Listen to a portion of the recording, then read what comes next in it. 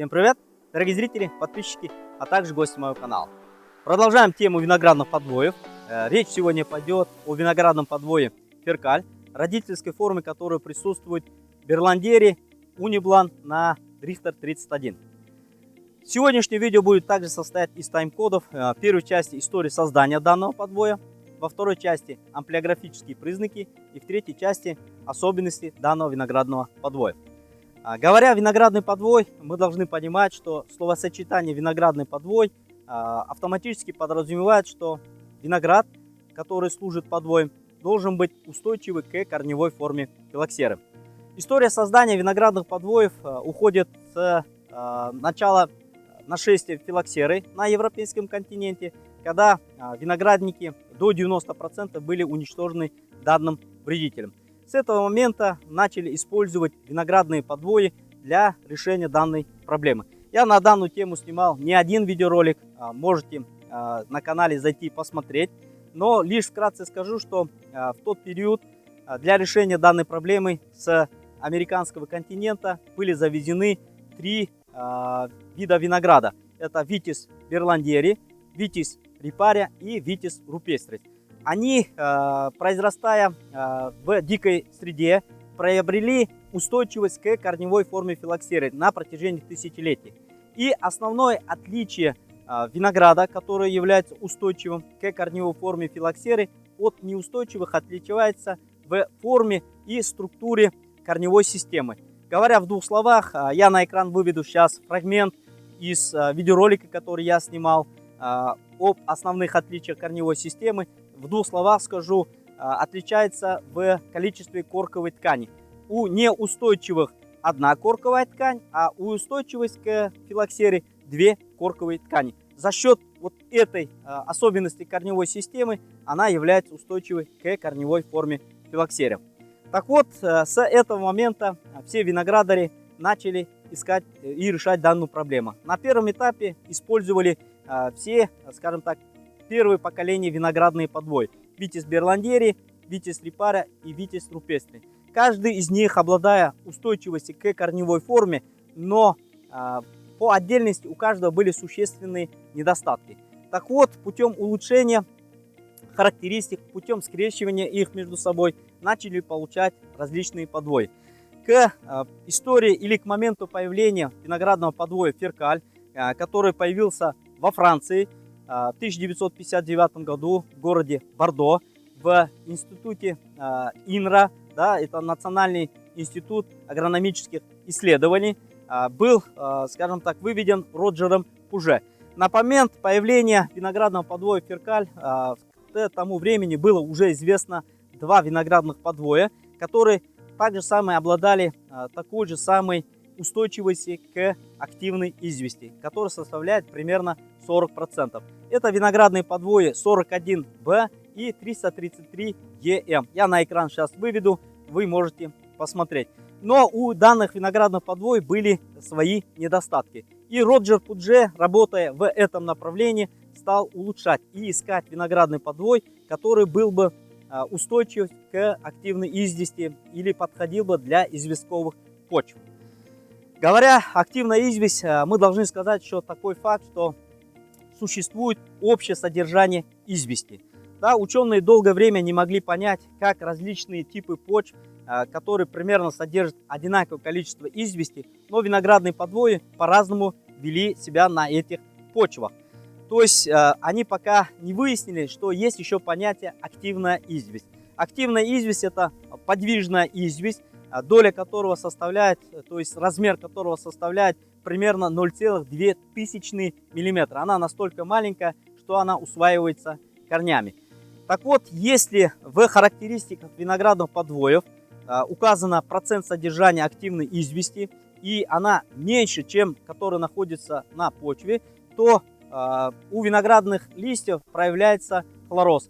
То есть я сейчас на экран выведу, вы можете ознакомиться. Это вот начальная стадия.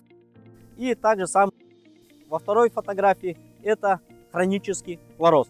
То есть активная известь пагубно влияет на виноградное растение. Существуют такие типы почв, которые, скажем так, не все виноградные подвои. И вообще изначально, выбирая любой тип почвы краеугольным понятием всегда смотрит на активную известь. Изначально подбирает его.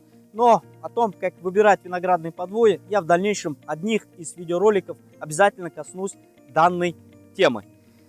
Так вот, на тот период, скажем так, когда получился данный виноградный подвой Феркаль, те, скажем так, другие виноградные подвои были недостаточно хорошими.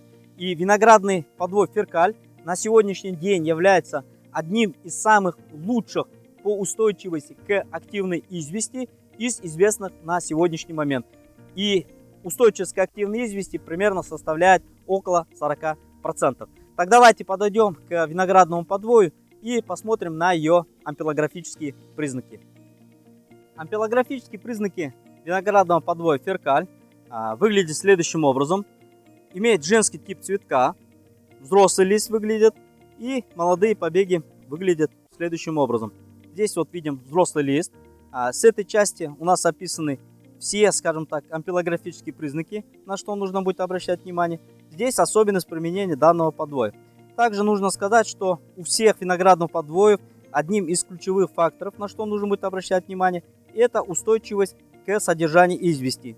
Данный подвой до 60% к содержанию извести и до 40% к активной извести. Данный виноградный подвой не зря является одним из устойчивых к активной извести. Давайте посмотрим его на виноградном кусте. В данном случае, обладая женским типом цветка, завязывают вот такие вот небольшие ягодки, да, которые при полном созревании будут темно-сине-черного цвета. Взрослый лист у данного подвоя выглядит следующим образом. Это более, скажем так, взрослый, старый лист. Он такой становится чуть ли не картонным, очень, скажем так, плотным, среднего размера. Длина между узлей составляет примерно около 20 сантиметров, плюс-минус. Давайте возьмем более взрослый лист и посмотрим ее более подробно. Также хочу сказать, что побеги у него ребристые, да, рифленые, слегка эллиптической формы. Если провести вот так руками, она чувствуется шершавой. То есть здесь присутствуют, скажем так, стоячие волоски. То есть прям вот на ощупь она чувствуется. Давайте посмотрим на взрослый лист. Взрослый лист у него средних размеров, да, клиновидной формы, с ярко выраженными тремя лопастями. Также самое имеет U-образный черешковой вырез. Да. Листовая пластина у нее слегка такая пузырчатая. И краевые зубчики на краю листовой пластины имеют то есть они широкотреугольные. То есть у него вершина ниже, чем его основание. То есть данный виноградный лист выглядит вот следующим образом. С обратной стороны данный лист выглядит вот следующим образом. Это то, что касается более взрослого листа. Давайте посмотрим на вершину побега. Вершина побега ранней весной, знаете, вот прям чувствуется и видно такой антрациновой окраской, ярко выраженной красной. И она очень сильно опушена. Вершина, скажем так, полузакрытая. И молодые листья у него, скажем так, имеют очень густое такое вот опушение. Я вот слегка вот так разверну, я думаю, вот вам будет видно, да, вот войлочное опушение, которое очень явно, скажем так, присутствует. Также у него очень сильное опушение присутствует на побегах. И они вот рифленые. Я думаю, вам будет видно, да, то есть она вот ребристая, прям вот сегментами то, что видно.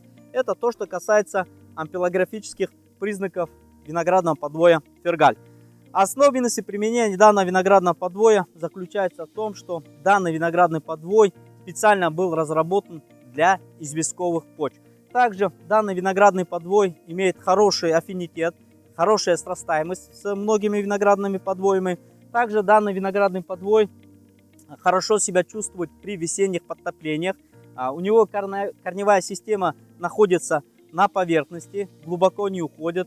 Так что данный виноградный подвой можно использовать там, где грунтовые воды очень близко подходят. Также данный виноградный подвой имеет среднюю, чуть выше средней силы роста. Сорта, привитые на него, будут преобладать, скажем так, и получать более качественные виноградные ягоды. Это то, что касается данного виноградного подвоя. также данный виноградный подвой нужно смотреть и изучать. Но прежде чем использовать данные виноградные подвои, нужно мерить, скажем так, активный известь, который присутствует в почве. И там, где другие виноградные подвои не будут расти, данный виноградный подвой будет себя очень хорошо чувствовать. Повторяюсь, на сегодняшний день Феркаль является одним из лучших, из известных виноградных подвоев, который устойчивость к активности извести составляет примерно 40%. Это все, что я хотел сегодня рассказать. Всем пока, до новых видео.